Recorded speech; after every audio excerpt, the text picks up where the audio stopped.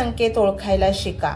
स्वामींचा तुमच्यावर असणारा लोभ म्हणजे प्रेम तुम्हाला पदोपदी जाणवेल, पण त्यासाठी तुम्हाला साक्षी भाव ठेवावा लागेल. म्हणजे काय तर घडणाऱ्या प्रत्येक गोष्टीकडे त्रयस्थ होऊन पाहणे हे स्वामी करत आहेत. मी फक्त माध्यम आहे.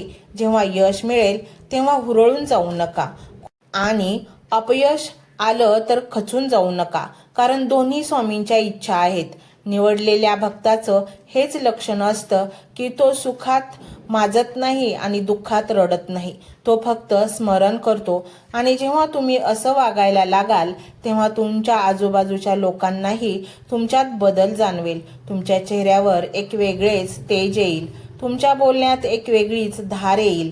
लोक तुम्हाला विचारतील, तू इतका शांत कसा? तेव्हा तुमच्याकडे एकच उत्तर असेल, माझा भार आता समर्थांच्या खांद्यावर आहे.